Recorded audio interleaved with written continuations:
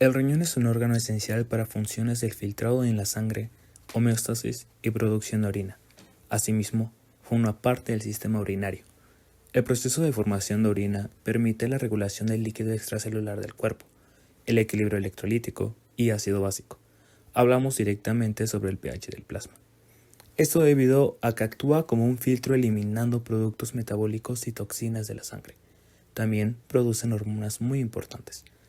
Este órgano está rodeado por una cápsula delgada de tejido conectivo denso, irregular, con fibras elásticas y miofibroblastos, que se continúa hacia el interior del riñón a la altura del hilio, en un espacio en forma de cuña, ocupado por tejido conectivo laxo y tejido adiposo conocido como seno renal. El riñón presenta dos polos, superior e inferior. En el polo superior de cada riñón se localiza una glándula suprarrenal incluida en una gruesa capa de tejido adiposo. Cada riñón está cubierto por una cápsula de tejido conjuntivo y tejido adiposo perirrenal. Por debajo de la cápsula de tejido conjuntivo se encuentra la región denominada corteza renal. Es más oscura que la médula renal subyacente, porque recibe más del 90% de la irrigación del riñón. La corteza tiene una apariencia granulada, ya que contiene principalmente partes ovoides y enrolladas de las nefronas, que son corpúsculos renales y túbulos contorneados. Por debajo de esta encontramos la médula renal, que tiene una apariencia de rayas, ya que contiene las estructuras de nefronas verticales. Consta de pirámides renales, que están separadas por proyecciones de la corteza renal. Ahora hablemos de las nefronas. Y bien, la nefrona es la unidad estructural y funcional de los riñones, y es responsable de la formación de orina. Cada riñón contiene más de 1 millón de nefronas. Y bien, la nefrona está formada por 4 estructuras: el glomérulo o corpúsculo renal, túbulo contorneado proximal, asa de Henle, túbulo contorneado distal y túbulos colectores. El glomérulo o corpúsculo renal está dividido en dos partes: la cápsula de Bowman y la barrera de filtración. La cápsula de Bowman está revestida de tejido epitelial simple plano. Este es un espacio de filtración y una porción visceral. La barrera de filtración, por su parte, es semipermeable y permite la filtración de agua a un ritmo acelerado. Aquí las moléculas pequeñas y medianas pueden cruzar libremente, en tanto que las moléculas grandes como la albúmina u otras proteínas séricas no pueden atravesarla. Y a pesar de la barrera, las proteínas o productos útiles que se filtran son reabsorbidos en el túbulo contorneado proximal. Este, por su parte, está revestido de tejido epitelial simple cuboidal con abundantes microvellosidades y recibe el filtrado glomerular u orina primaria. Es el sitio principal en el cual se reabsorben los productos útiles y el agua. Se lleva a cabo la reabsorción de aminoácidos, monosacáridos y proteínas. Seguimos con el asa de Henle. Esta está dividida en dos porciones, una porción gruesa y una porción delgada. La porción gruesa está revestida de tejido epitelial simple cuboidal con microvellosidades menos abundantes que en el túbulo contorneado proximal, y la porción delgada está revestida de tejido epitelial simple plano. En esta porción de la nefrona se lleva a cabo el mecanismo multiplicador de contracorriente a través de la reabsorción de sales. Continuamos con el túbulo contorneado distal. Este está revestido de tejido epitelial simple cuboidal con escasas microvellosidades. La función del túbulo contorneado distal es recuperar agua y sodio mediante el estímulo de la aldosterona. Por último, este túbulo contorneado distal drena el túbulo colector. Sin embargo, este último ya no es parte de la nefrona. Los túbulos colectores están revestidos por epitelio cúbico simple, que va creciendo conforme se adentra hacia la profundidad de la médula. En los túbulos colectores se realiza la concentración definitiva de la orina.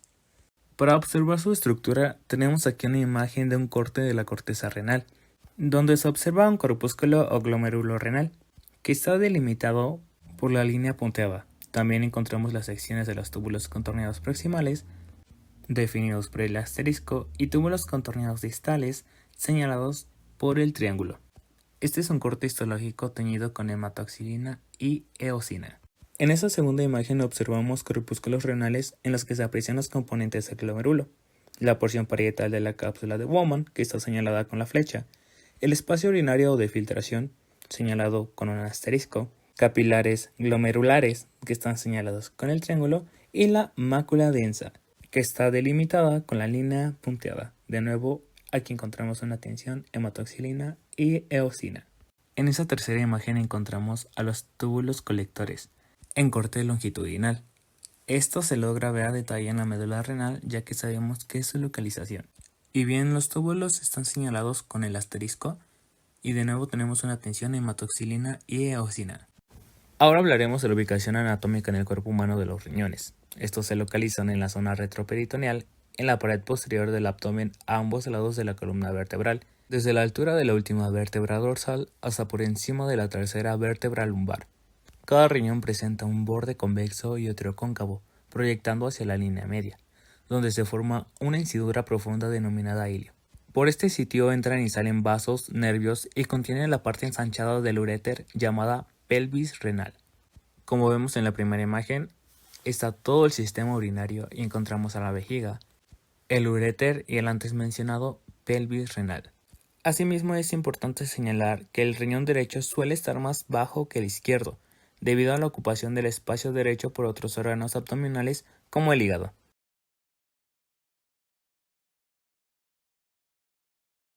Existen diferentes células que componen al tejido renal. En esta imagen podemos observar la presencia de podocitos, la mácula densa, células mesangiales y diferentes estructuras de las que ya se habló anteriormente. Y otra de las células presentes son las células yuxtaglomerulares, las cuales son células musculares lisas modificadas que presentan gránulos citoplasmáticos en los que se encuentra la renina. Observemos la estructura de la unidad funcional de los riñones, las nefronas. En esta imagen se aprecia claramente el glomérulo o corpúsculo renal, el túbulo contorneado proximal y el túbulo contorneado distal. Y de igual manera observamos la presencia de las células que componen a este tejido. Bien, los podocitos son células epiteliales muy diferenciadas que forman la capa visceral de la cápsula glomerular en el riñón. Participan en la filtración glomerular del plasma sanguíneo, pero también son importantes para mantener la arquitectura glomerular.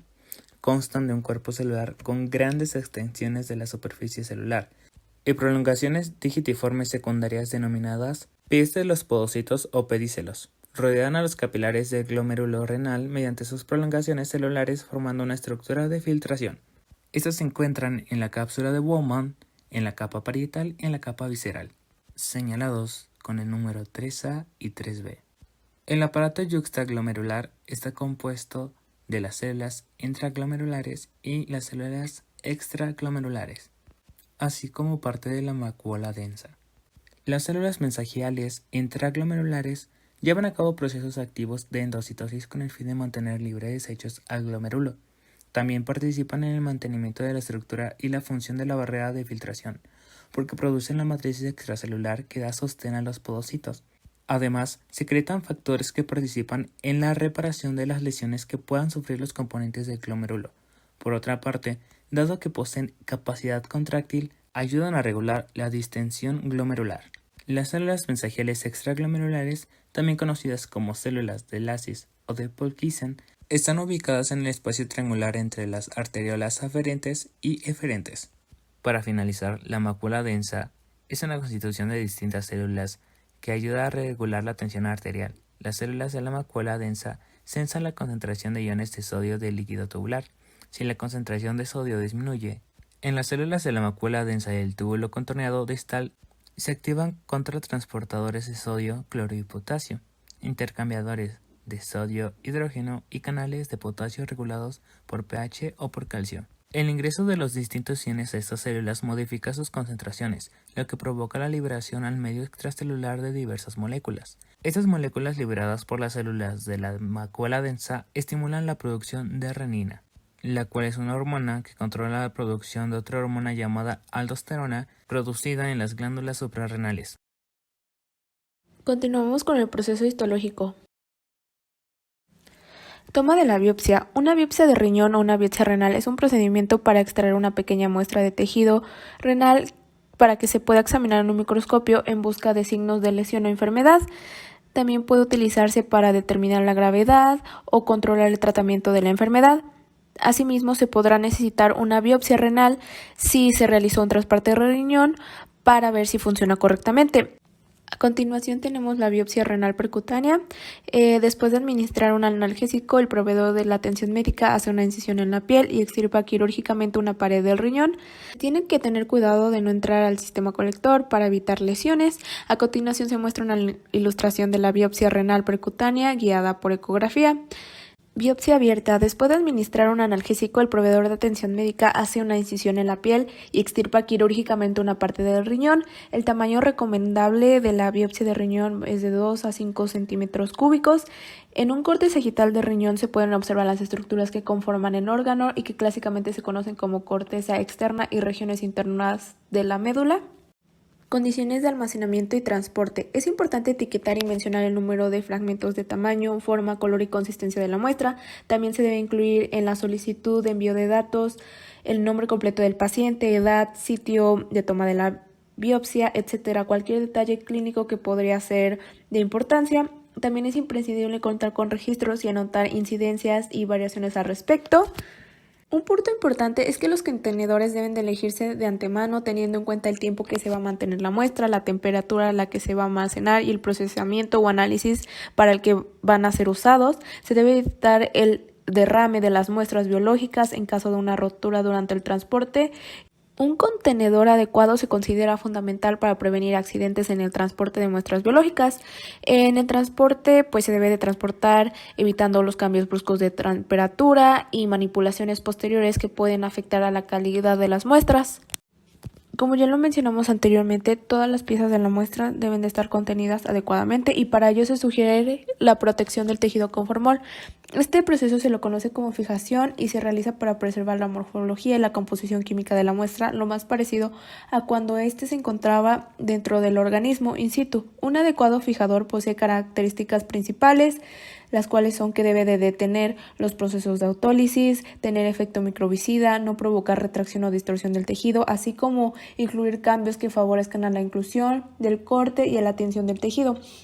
Para nuestro fijador realizaremos los cálculos para 1 litro de formalina al 4%, ya que el riñón es un tejido duro, y de diluyente vamos a utilizar un buffer de fosfatos ajustado al pH de 7.4, ya que tiene más ventajas y queremos que se asemeje al pH del organismo de donde se tomó la muestra. Para realizar los cálculos de nuestro buffer fosfato tomamos las concentraciones de los componentes del buffer, el peso molecular y el volumen que se requiere preparar, que en este caso es de 1 litro. Y los cálculos nos arrojaron que vamos a preparar un fijador con 891.892 mililitros aproximadamente de buffer de fosfato y 108.108 mililitros de formalina. Por los componentes utilizados es más probable que el pH nos quede un poquito más ácido y nosotros lo vamos a ajustar al pH 7.4.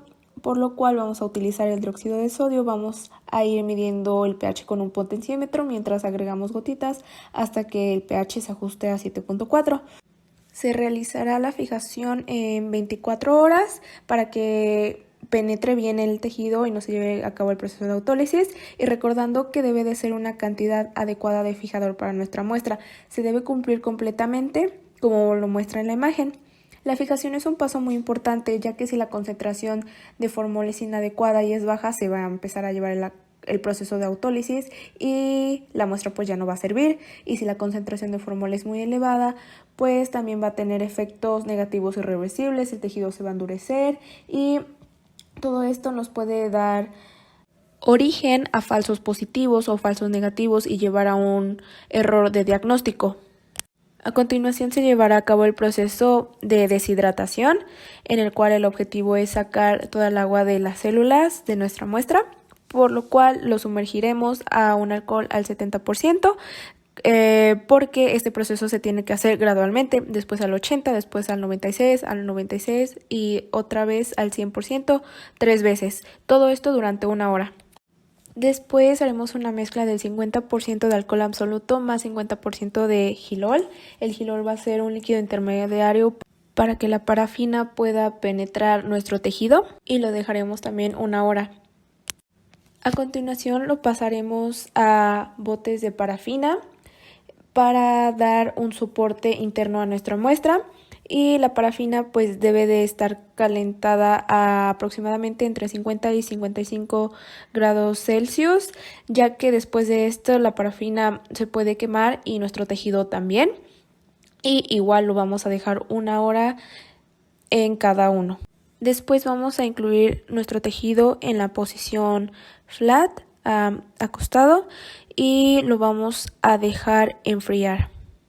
Bueno, por último vamos a hablar acerca del corte, donde en este caso para realizar el corte de nuestro tejido incluido en parafina, que es el riñón, se hará la utilización de un microtomo, como se puede observar en la parte derecha de nuestra imagen, donde en este caso la recomendación es tener secciones con un grosor de 5 a 10 nanómetros.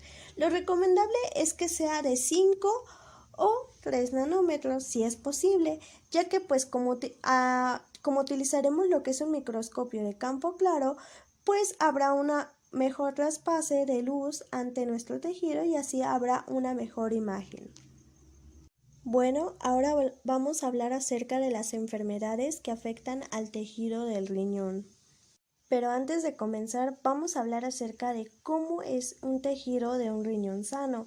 En este caso, tenemos en primera instancia lo que es una imagen histológica de un riñón sano fetal, donde se puede observar cómo en esta imagen empieza a formarse lo que es este tejido de nuestros riñones y así tener una mejor imagen de un tejido sano.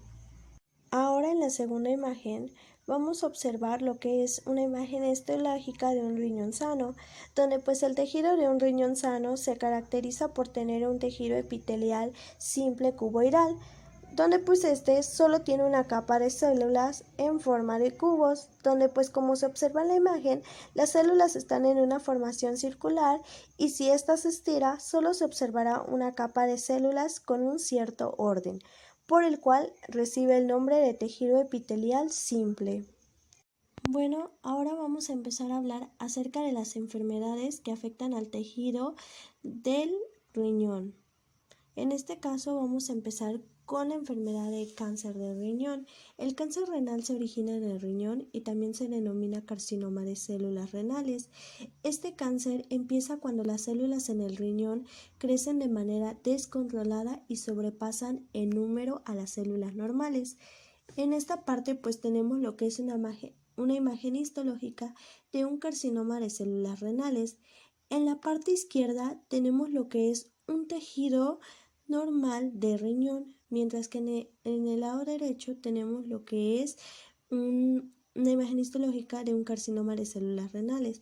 En este caso, este tejido ya tiene cáncer de riñón, a lo cual, como podemos observar en la parte derecha, el número de células normales es demasiado baja.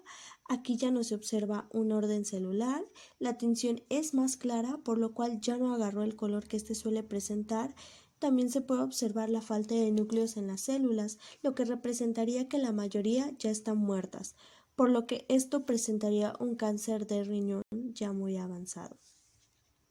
Bueno, ahora vamos a hablar sobre la segunda enfermedad que presentan los riñones, que es la enfermedad renal crónica.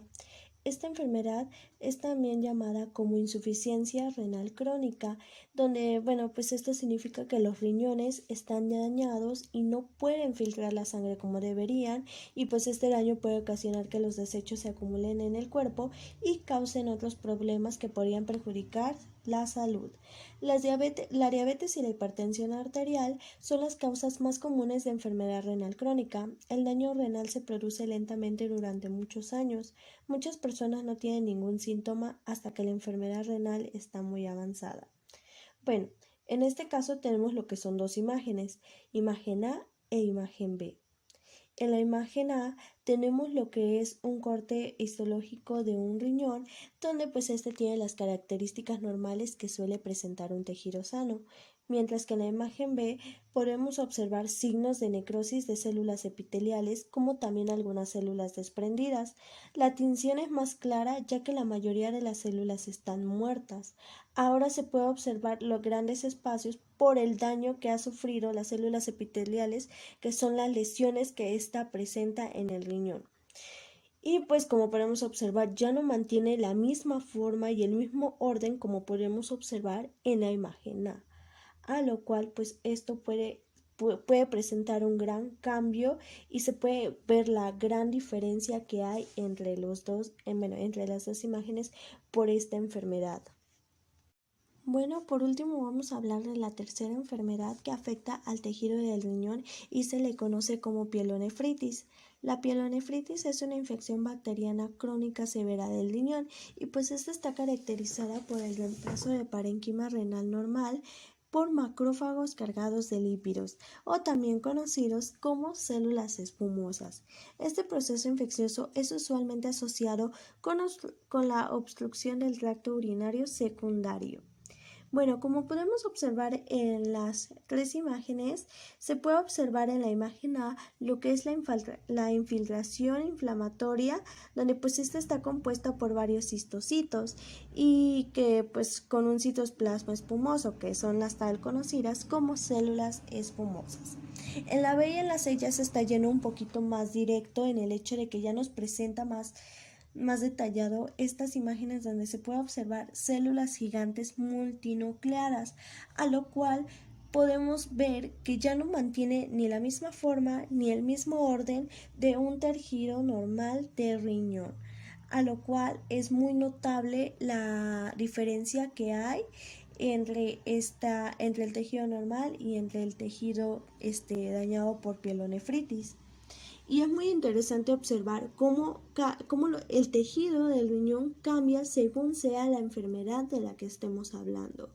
Entonces, por lo cual es importante reconocer este tipo de características para nuestro conocimiento y para nuestra formación en la carrera.